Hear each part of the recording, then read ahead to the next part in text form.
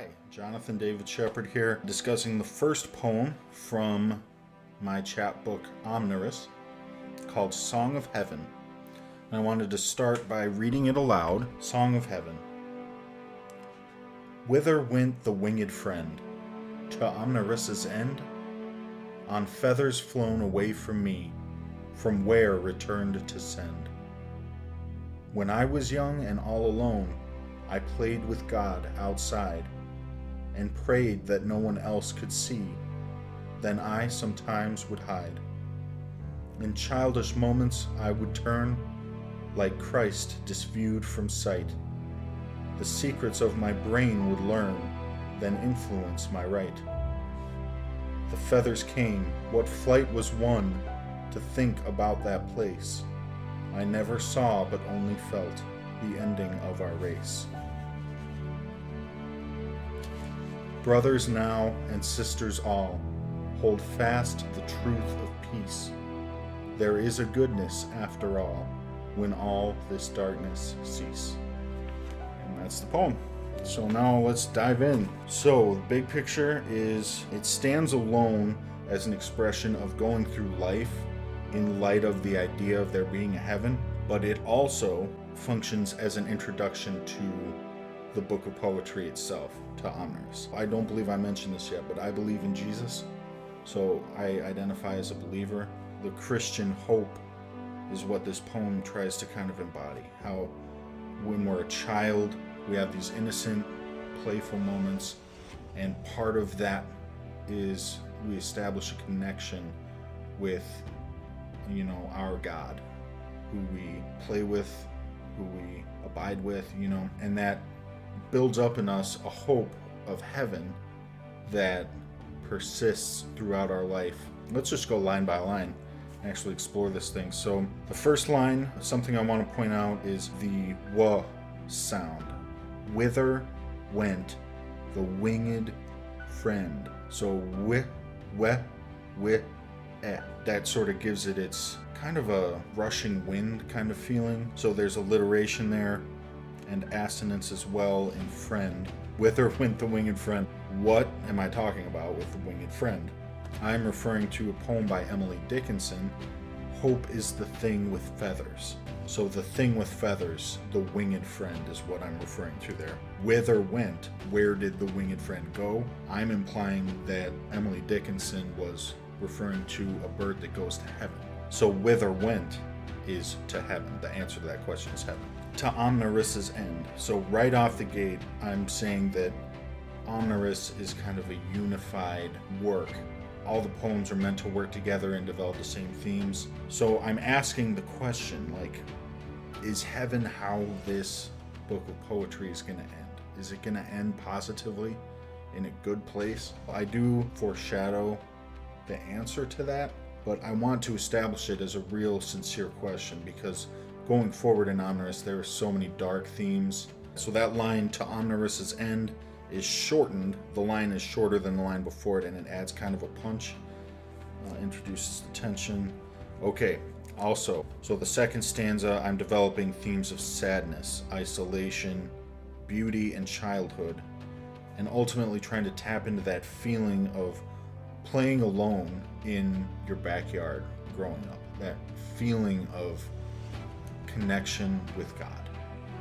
That's what I'm trying to touch on. Shyness and solitude, and I confess right away, this is childishness. Okay, stanza 3, moving on.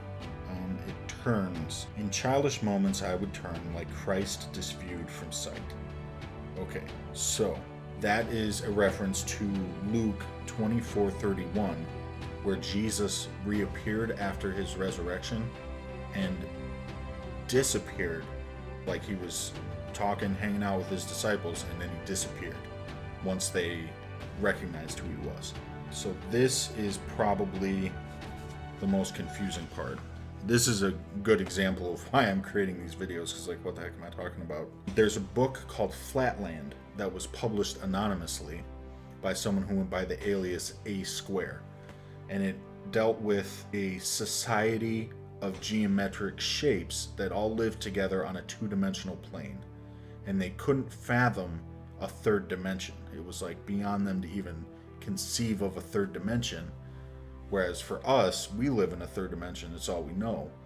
But the implication is that it's difficult for us to imagine higher dimensions like a fourth or fifth dimension. There's a heretical point that's being made in Flatland that Jesus's appearances, the theophanies that we experience in the three-dimensional space that we live in, are actually movements along the axes of like a fourth and a fifth dimension, kind of intersecting our three dimensions, and that's an explanation as to Jesus' appearances and disappearances in Luke 24:31.